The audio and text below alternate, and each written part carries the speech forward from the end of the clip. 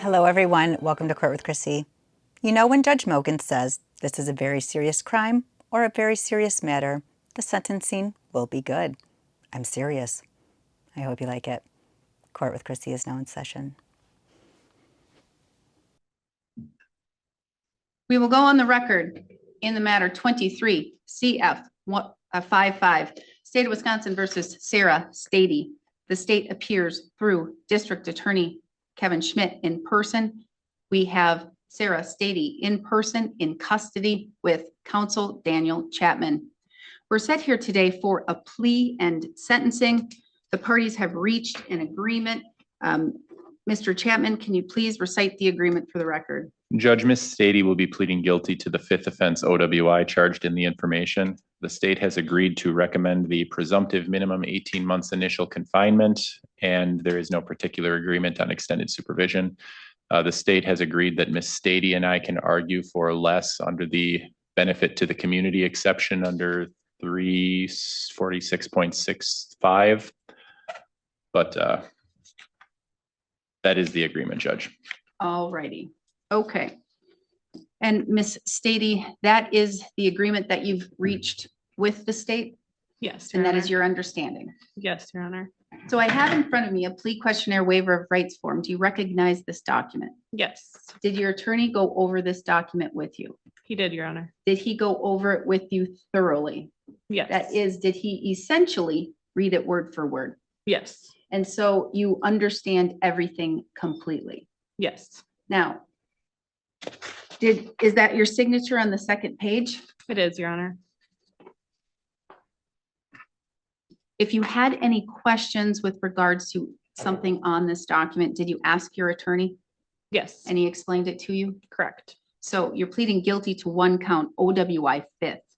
You are 33 years old. You have 12 plus years of schooling. You can read, write, and you understand the English language. You are not receiving any mental illness or disorder, or you don't have a mental illness or disorder. And you have not had any alcohol, drugs, or medications in the last 24 hours. Is that correct? Correct, Your Honor.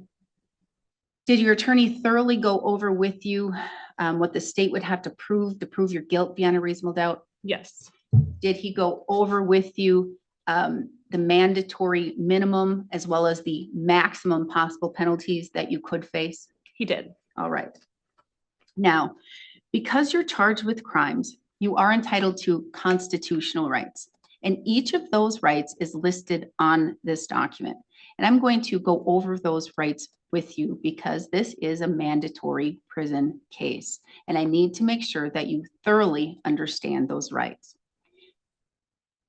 Do you understand that you would have the right to a trial? You would have the right to have your attorney cross-examine the state's witnesses or call witnesses to testify for you. You would have the right to testify on your own behalf or remain silent and not have your silence used against you. You would also have the right to have a jury trial in which 12 of your peers would need to reach a unanimous verdict to a guilty plea, and you would, or not guilty, and you would have the right to have the state prove your guilt beyond a reasonable doubt. Do you understand all of those rights that you would be giving up? Yes, Do you understand that if you're not a citizen of the United States, your plea could result in your deportation? correct. Yes, Do you understand, with regards to this matter, this OWI fifth that you are pleading guilty to, the state would have to prove on or around March 4th, 2023, in Burnett County, Wisconsin, you operated a motor vehicle while under the influence of an intoxicant. Do you understand what the state would have to prove? yes, You understand that the maximum possible penalty here would be up to a $25,000 fine or up to 10 years of incarceration or both. Do you understand that? yes, Do you also understand that there's a mandatory minimum of incarceration? The state or the court must order a minimum of at least 18 months of incarceration. Do you understand that? correct. And do you understand that pursuant to, as your attorney stated, 346.65 paren 2 paren AM 5, that you could argue to the court for a lesser sentence based upon whether or not the community would be harmed and et cetera. Do you understand that? Yes, Your Honor. But do you understand the court does not need to follow any of that argument? You understand that? Yes. All right. Now, did you go over the criminal complaint with your attorney? I believe so. And in particular, there is a section called the probable cause section. Do you remember that? It's been a while since we went over that. All right. So he's showing you the criminal complaint right now, in which it does go over what happened that day and why you were charged with these crimes. All right. Yep. And so you see that right now. Yes. So now, does that refresh your recollection? Yes. And for the most part, are those facts accurate? Yes. Are you admitting here today that you in fact did operate a motor vehicle while under the influence of an intoxicant? Yes. And this would be your 5th offense. Yes. May the court use the probable cause section of the criminal complaint along with the statements made by your client to find a factual basis? Yes, Your Honor.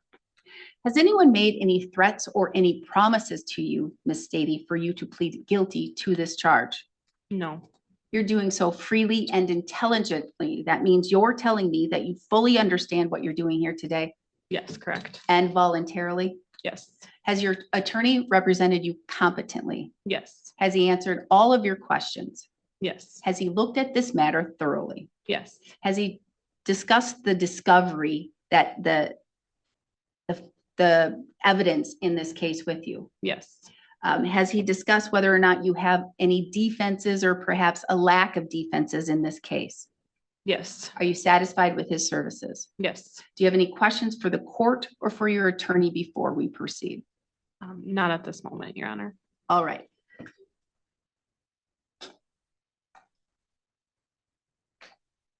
Okay.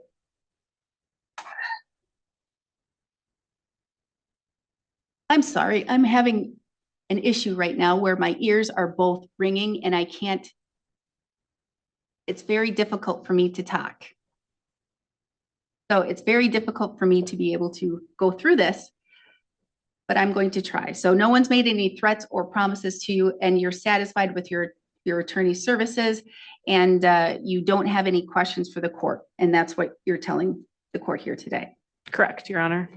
Mr. Chapman, were you able to go over the facts alleged in the criminal complaint as well as the evidence with your client? Yes, Your Honor, both before and then after I was reappointed, I again discussed it with her. And did you go over how they would apply to the elements that the state would have to prove? Yes, Your Honor. Do you believe she's entering her plea freely and intelligently and voluntarily? Yes, I believe she is. And she's competent to do so? She is. And she understands the rights that she's giving up here today? She does, Your Honor. All right. You're pleading guilty to a felony. Do you understand that you would no longer be able to use or possess a firearm for life? Yes. No longer able to vote in any civil election until or any election until your civil rights are restored? Yes, Your Honor. Do you have any questions, at least right now, before I begin and take your plea? No, I do not, Your Honor. All right, then as to count 1, OWI 5th, how do you wish to plead? Guilty, Your Honor. The court will find your plea is done freely, intelligently, and voluntarily. I will find that you understand your constitutional rights and what it means to give up your rights. I'll find a factual basis to accept your plea of guilt. Based upon that, I'm going to find you guilty of OWI 5. Count 2 will be dismissed and read in. Count 3 will be dismissed and merged in with count 1. A judgment of conviction will be entered today. I'm momentarily taking a break. I have to go get some medication right now. Understood, Your Honor. Thank you. Before I go to arguments, Ms. Stady, you have somebody who would like to make a character statement on your behalf. Is that correct? Correct, Your Honor. All right. Her name is Jennifer Donaldson.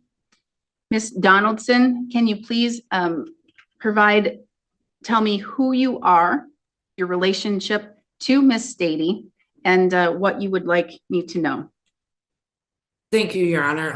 My name is Jennifer Donaldson, and I am the owner of Empower Treatment Center in Rochester, Minnesota, also a woman in long-term recovery. I know Sarah through her significant other, Mike Benjamin, and we have been actively involved in this with her since going forward. We were the ones that did the chemical dependency assessment when she was in Olmsted County's custody. And once we do the assessment, we start with them recommendations, we start acting immediately to be able to help and provide whatever services that client needs. At that point, we reached out to a Minnesota Adult and Teen Challenge, which is a short-term program and eventually turns into a long-term program where it can be anywhere from 13 to 14 months long, where they basically are retraining your brain. We discussed it with her, Mr. Benjamin, and my husband as well, who's also in long-term recovery. And it would be a phenomenal program for her to kind of rebuild back her life, but also get some treatment to see what triggered her 10 years ago. And kind of work towards the goals of rebuilding the relationship with her children and having a successful life and being a benefit to the community. And being a stable citizen and figuring out what that problem is because obviously, as you're probably aware, and you see a lot of these cases, any kind of addict, it is a DSM-5. It is just like if you had diabetes or cancer. It is a disease. And that is one of the things why I left my corporate America job to get into this industry, is to help people like Sarah.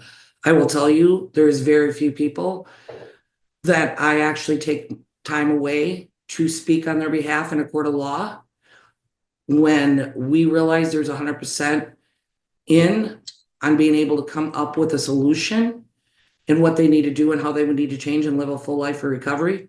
We're there 110%. Sarah has proven that to me and my husband, that that's what she wants. We've had many conversations while she's been in custody. I have essentially mentored her. I've worked with a lot of women on that over the past 16 plus years of my recovery journey. And I've worked with a lot of women. And, she's not BSing me on this. I can pretty much read that when someone is, when a client is, and when a client isn't. She's done a lot through her life. And what I'm struggling with, and I understand Minnesota and Wisconsin laws are different. What I'm struggling with is she was doing great for 10 years. Something triggered this. We need to find out what triggered it and what's going on with it. And I believe everyone also has to pay for their crime that they've done. And at the same point, what can we do to help prevent that? And yes, time served. I have 3 DUIs. I sat in jail. I sat in custody. But at the same point, sending someone away for 18 months when she's got 2 young children at home and a phenomenal support system, I don't think is going to help the recovery. I've seen both ways where incarceration has helped. I've seen where people have done the long-term teen challenge program where it's done amazing things. My husband is a graduate. And I'm a single mom too, and it breaks my heart to see what she's done. And I know that she has remorse for it. I know that she wants to better herself. I mean, she's talked to me about trying to figure out a way how to give back to the community with people in recovery. She's like, if I have to do this, Jen, that's fine. She goes, I'm going to better myself. I'm going to do what I need to do. And she goes, when I get out, if I can be back in the recovery community, she goes, can I come work for you? That spoke volumes to me, because I will tell you, getting in this industry, in this field, you have to have a heart and a passion and a soul for it, which I think she does. She wants to be able to tell her story. I think there's better ways of making more people realize that, going down this path isn't the right way. And it's just, Sarah has it in her. She has a fire in her to overcome this. And I would just like to be able to give her the opportunity to not spend as much time behind bars as what the 18-month mandatory. If I would plead with you to see how creative we can get with this and be able to do something, because I do believe she'd be a huge benefit to the community. Just the fact she wants to tell her story. A lot of people don't do that. A lot of addicts don't do that. And it just isn't right. And I'll be honest with you. I had a brother that died from a drunk driver. So it's hard for me to speak on behalf of people that drink and drive, but I did it myself.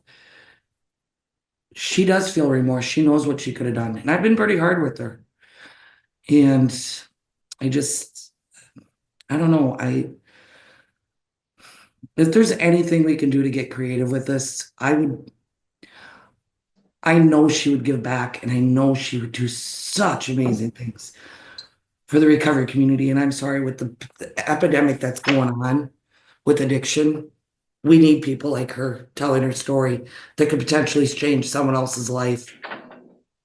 I mean, if she touches one person, that's all that matters. It's makes a huge difference.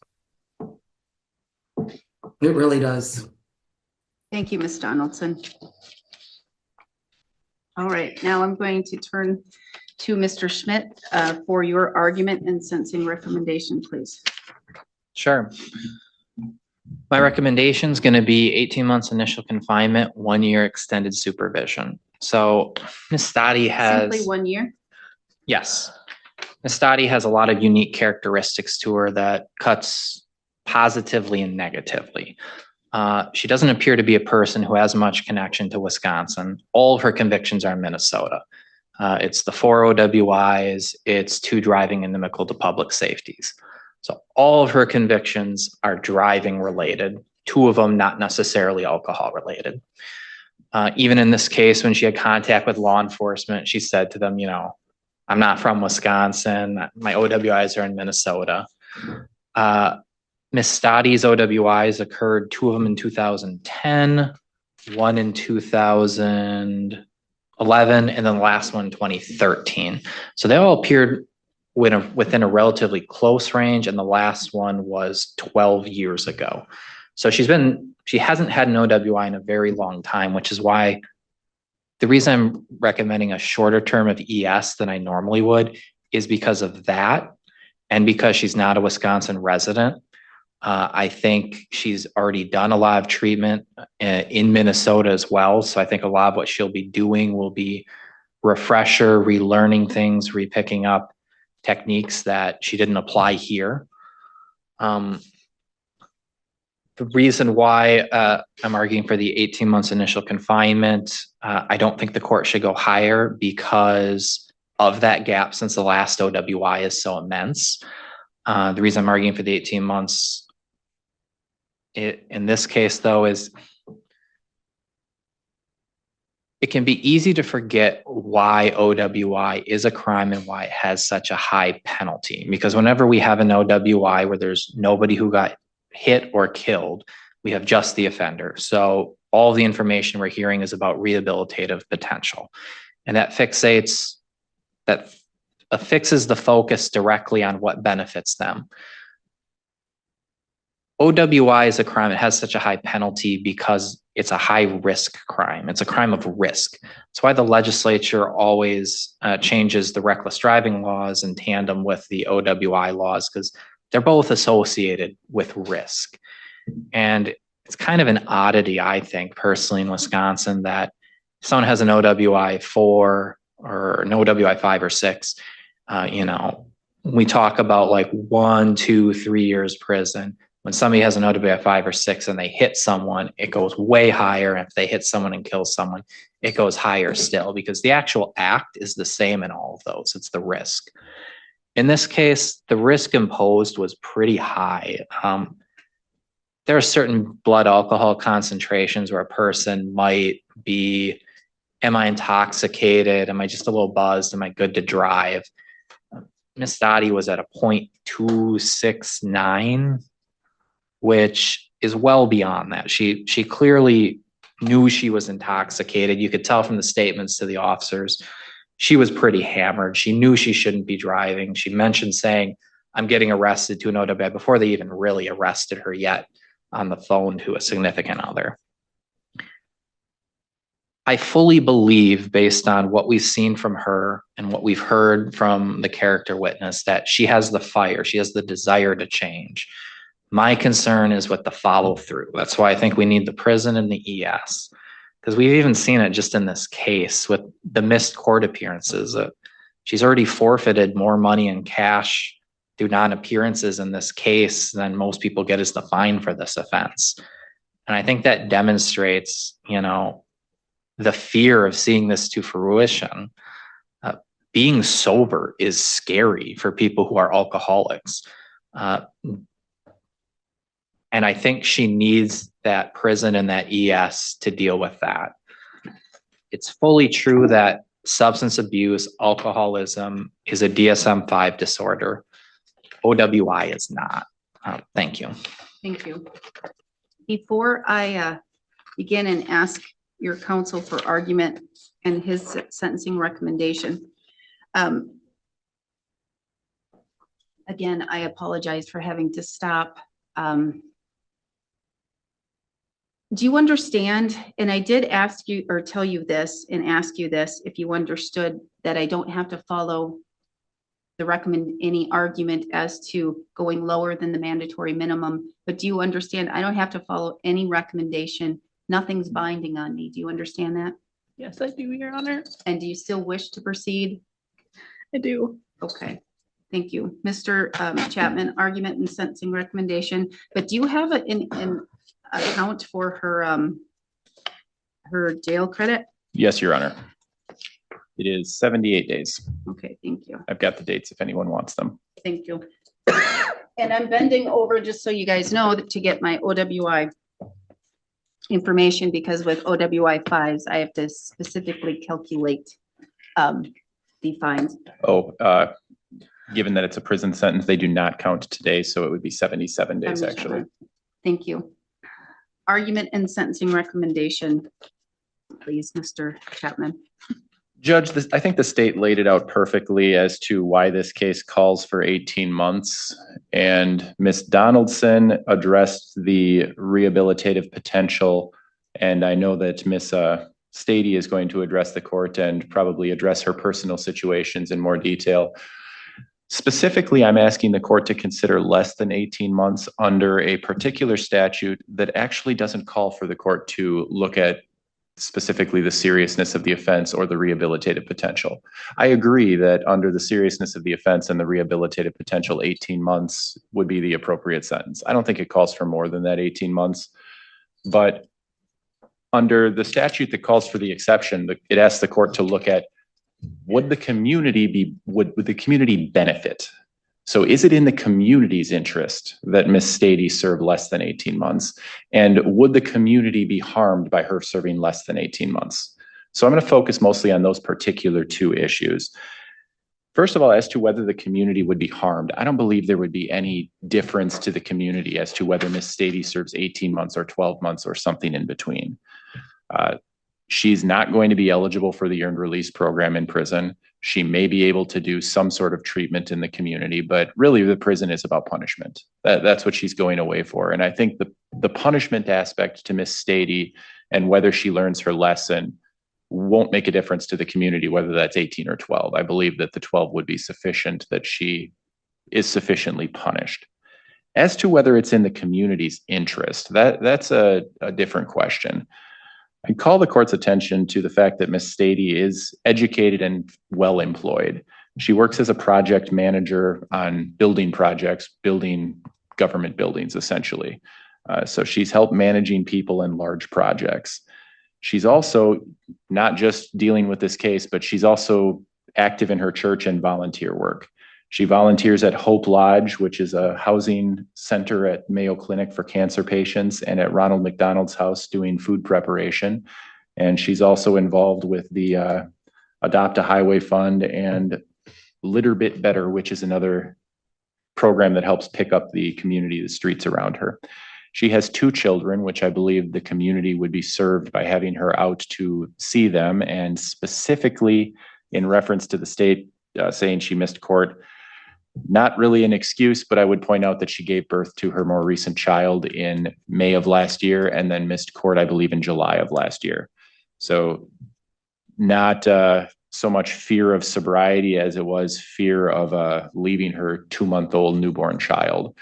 And there were no additional crimes that led to her coming into police contact. They just showed up at her door one day and said, "Hey, don't you have a warrant?" and brought her over to Wisconsin.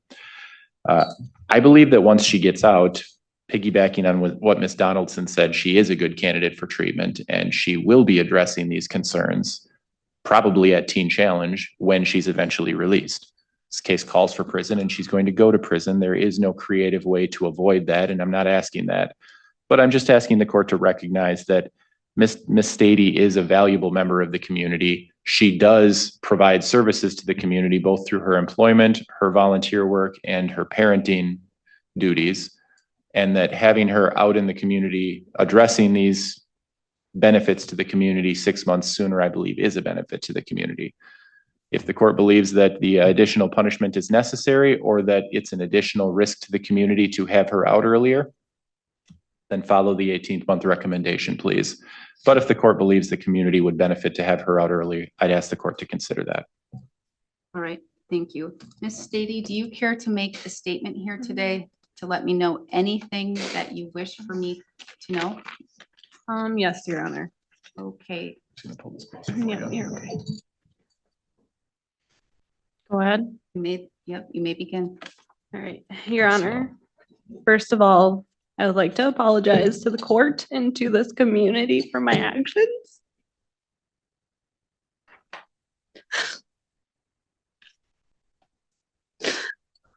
I know that drinking and driving is wrong, and I should not have tried driving to my friend's cabin after participating in the polar plunge.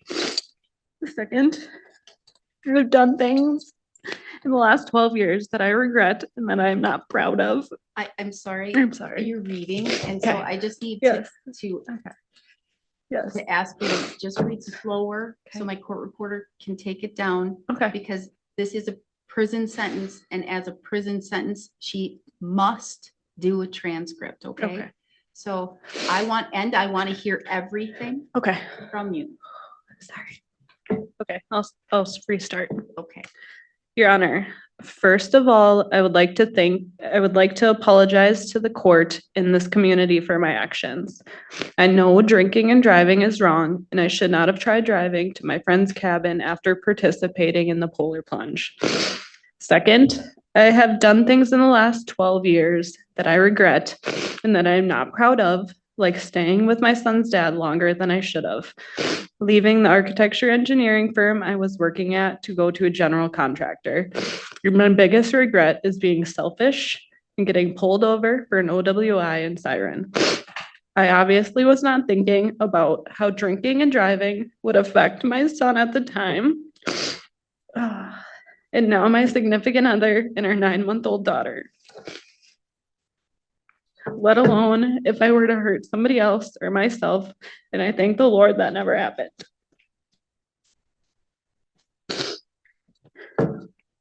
I've also done things in the last 12 years that I am proud of, and that has made me into the person I am today. I have a wonderful family, and I'm so thankful for Mike Benjamin, who is not related to any of the Benjamins around here, no offense. Please slow down. Yes.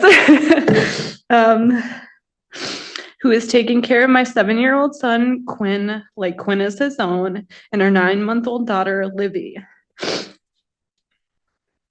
We have become great friends with our pastor and his wife, who live 2 houses down. Quinn and their kids love playing together. We started going to Bible study on Thursdays with a group of women who are amazing this past summer. In 2020, I went back to college while working full-time and received my Bachelor of Science in Project Management in less than 2.5 years, testing out of 13 different classes. And at the end of 2020, I got my sole proprietorship for a commercial cleaning company, Reliable Clean Rochester, specializing only in post-construction cleans. I volunteer through work and on my own at multiple different organizations: Adopt a Highway, Ronald McDonald House, American Cancer Society, Hope Lodge, and I've participated in the Polar Plunge the last 3 years. I coached my son's T-ball team 2 out of the last 3 years. And I love volunteering for school field trips or events because I did not have that growing up. I've worked in the construction industry for almost 9 years and was a part of the interview process and team put together for the biggest Rochester Public School referendum in history, and worked closely with the school district. I also have worked closely with Mayo Clinic construction managers since 2018 and worked on projects including the pharmacy addition, underground pedestrian and utility tunnel, Stevens 4th floor, in a 4-year project replacing 4 400,000-pound boilers in Franklin Heating Station. That will never happen again in this lifetime. I've also brought my son to a project every year for the last 3 years at the end of the school year so he can see how hard work pays off and see something getting built in real life. I do have a problem with drinking, and when I was in Rochester, I did a chemical dependency evaluation. Again, I have to ask you to slow down. All right. Everybody does it. Yeah. Read slower than you think you should have to. I did a chemical dependency evaluation recommending the long-term 13-month teen challenge program. I know Wisconsin has different laws than Minnesota, but this program would not only benefit me, but the community and my family. And I do have a copy of each of the evaluations in the acceptance letter. We all make mistakes and hopefully grow and learn from them. I was young, Your Honor, with no direction from either of my parents.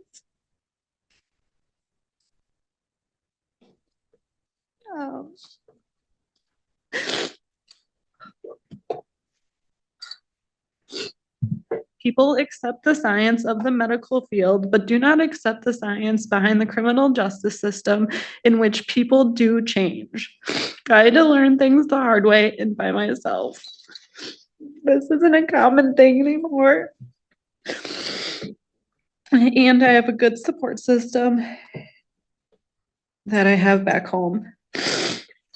I don't want this to sound bad or for you to take this the wrong way, Judge Mogen. But if this law came into effect to send to prison 6 years ago, I wish we could look at what I've done in the last 6 years and not from the last 12 to 15 years. I do respect the court's decision and I'm ready to deal with the consequences from my actions. Know that God has a reason for everything, and maybe this is just a part of my story.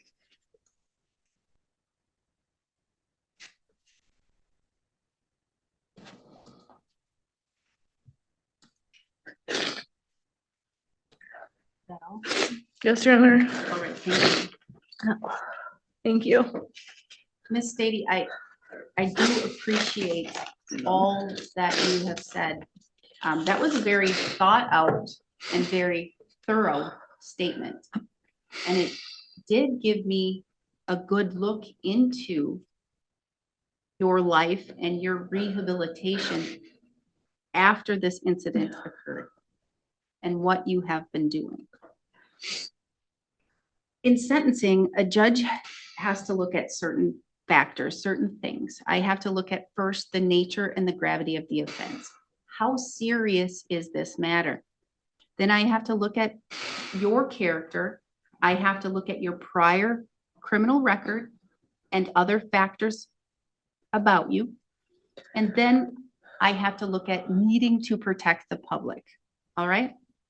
But I also have other things that I have to focus on and look at. If there are any victims, whether or not you have rehabilitative needs, I have to look at any undesirable behavior patterns. How culpable are you, your age, your history. I also have to look at deterrence. Okay? Mhm. Not only specific deterrence, deterring you from committing crimes like this again, Mhm. but general deterrence from having others see that this won't be allowed and permitted. Okay? Deterrence. Yes. That's part of what my job is. Not only to punish the individual in front of me, but to look and see if there are ways to rehabilitate, because that's the goal. The goal is to rehabilitate so that you won't commit further crimes, especially this type of crime, but also so others won't as well. Now, this is a very serious crime. No doubt about it. Very serious crime. OWI 5. And I believe it's a 0.269 OWI 5. Very serious crime. And my higher courts tell me that I'm to give no more confinement than is necessary to meet the general sentencing requirements and the factors. All right. So I have to look at all of the factors and determine what would be an appropriate sentence. I can't look at this and go, this is a maximum possible penalty. OW5s are serious, and it's the maximum penalty that I'm going to sentence you to. I have to look at all of the things and weigh those factors. And that's essentially how a court comes up with a length of a sentence. Okay. And here it's a prison sentence. Again, we have you highly intoxicated, 0.269, which is highly intoxicated, operating a motor vehicle on a highway or roadway of a county, which could put not only yourself at danger and risk of injury or death, but it puts others at risk of injury or death. I don't know how many times I hear of accidents of people involved in OWI accidents that cause death. It's, I don't want to say daily, but around here, you hear it all the time, a lot of the time. And it's scary. It's extremely scary. And that's why this is a very serious matter. I heard the arguments from the state and I heard the arguments from your attorney, and I listened very carefully to Ms. Donaldson. Ms. Stady, from the very beginning, I'm going to tell you, the very beginning, you wanted to take responsibility and you wanted to be accountable. I'm going to tell you that from the very beginning, you did. And then we had, I'll just call it a hiccup, where I didn't know, because you didn't let me know, that you gave birth to a child and you didn't want to leave that child. I was in the dark. I'll tell you what came across my mind is that you changed your mind. You knew this was prison and you didn't want to go. And that's essentially what it was. But I didn't know, A, you were pregnant. I didn't know that you gave birth in May. All I knew is that you were evading responsibility. You were evading my case and essentially fleeing, not coming to court. And you had a significant amount of money posted, $4,000. That is a lot of money. And that's already been long gone, forfeited. Can't get it back. It's gone. That money should have been enough to assure your appearance for court, because that's a lot of money. For a single mom who's raising 2 children, that's a lot of money. But it wasn't enough to assure your appearance. It wasn't enough for you to contact your attorney and let him know what's going on, or contact the court and let me know what was going on. It wasn't enough. And then I don't know how it came about that you are now in custody. I think your attorney said you were a law enforcement officer in your state, came and knew that you had a warrant in Burnett County in Minnesota. They knew that you had a warrant here in Burnett County, Wisconsin, and they arrested you and brought you here. You didn't turn yourself in. And you're shaking your head up and down that that's not the case. You didn't turn yourself in. So again, to me, that's absconding. That's evading the responsibility. Once you were in custody, once you were back in custody, the Sarah Stady from the beginning came back. And you stated, again, I want to be responsible. I want to be accountable. I want to have my plea and sentencing. And you didn't even have your attorney at that time. You were prepared to even move forward without an attorney because you were ready to be accountable for your actions when you were back in custody. That does tell a lot about of your character. But again, you had to be in custody for that to occur.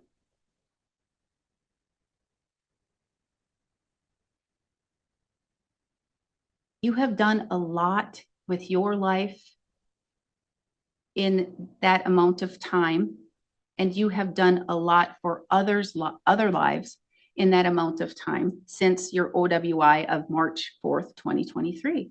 You have. I've heard it. You are a good person. You are a good mom. I have no doubt about that. And I'm going to tell you, I feel for you.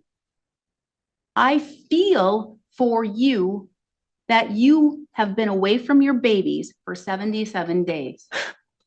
I feel for you that you are going to prison. It's mandatory. I cannot, as a judge, this is not an emotional process. I cannot, as a judge, sentence somebody because I feel. I have to look at all of the factors and all of the things.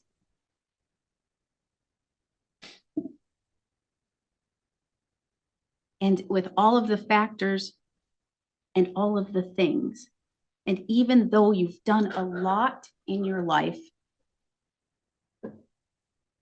I agree with Mr. Chapman. The community would definitely benefit if you were not in custody, because it sounds like you are building a really good relationship with a lot of people and a lot of entities where you can help a lot more people and you can continue to help yourself. I agree with that. And I would love to know as well as Ms. Donaldson, that triggering event, what happened? Something happened. Something did. Maybe you are emotionally aware of what happened.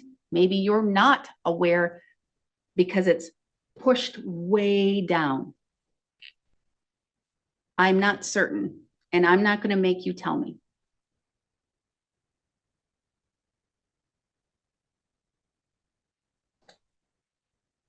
So the community would definitely benefit from you out of custody. But I cannot find that the community won't be harmed, because I have to look at deterrence. And to me, that's very important. And here it's not necessarily directed completely at you to specifically deter you from committing this again, because I'm going to tell you, I think I think you've learned your lesson. You do not want to be away from your babies again. This is tearing your heart out. It is killing you. But I have to look at general deterrence. I have to look at the community. And if I do this once, then people will expect me to do it again. I'm not the legislature. I did not write the law. I did not determine that mandatory minimum, but it's there. And it's there for a reason, because these are serious. So as it relates to count one, the OWI 5, I'm going to sentence you to 1.5 years of incarceration and 1 year of extended supervision. And that is very low for extended supervision. I would have normally done 5 years. But I believe in the argument by the state, and I believe the statements made by Ms. Donaldson, and I believe your statements as well. And I think you're going to get your life back together. I think you're going to do the things that you need to do. And I don't think you need more than 1 year to do it. And I think, especially if you're going to look at Teen Challenge, which is an amazing program. It's an amazing program.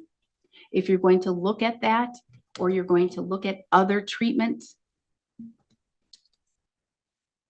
you're not going to need anything longer than 1 year. In my calculation of fines and fees, I come up with $4,412. That does include the $10 blood draw fee. So $4,412 total. The court has ordered that all of the costs and fees are to be collected as a percentage determined by the Department of Corrections to be reasonable while in state prison and as a condition of your extended supervision. The Department of Corrections shall collect these sums. They'll collect it from you. And at minimum, when you are released, at minimum, $100 a month. Okay? Yes. And that can be reviewed later. If I, well, and I'm going to tell you, here's the deal. Once you are released from prison, and if you come back to me, and Ms. Donaldson is hearing this, and you want to do community service, I will waive as much of that as I can.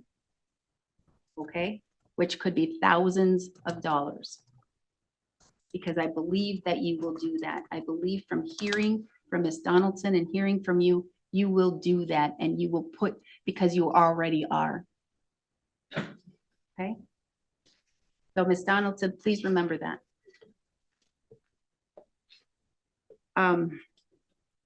You have 20 days to appeal. Should you fail to appeal within 20 days, you do lose your right. You're pleading guilty to a felony, no use or possession of a firearm for life, no voting in any election until your civil rights are restored.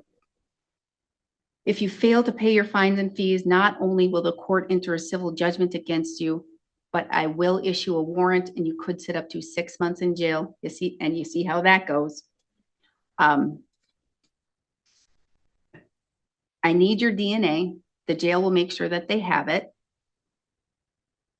I'm not certain if this is a charge that you can have your DNA expunged, but you can attempt to do so by a written letter to the Department of Justice, not to the court, to the Wisconsin Department of Justice. 77 days of jail credit. I believe I've covered everything, but am I missing something, Mr. Schmidt? Not that I've noticed. Mr. Chapman? I think you have to make a finding of eligibility for earned release program and challenge incarceration. She's not eligible to be released early, and I'm guessing that they won't even put her in it because she can't get out early, but I'd ask the court to find her statutorily eligible. I find her statutorily eligible on extended supervision only. Oh, if revoked is If what you're saying? revoked. I see what you're saying. Yes, if you're revoked, off of probation, you would be eligible for the challenge incarceration program and the substance abuse program, but not while in prison, because this is a mandatory minimum sentence, okay? Yes. All right. Thank you, Mr. Chapman, for reminding me about that. We are adjourned. Thank you, Judge. I gotta get your signature out quick.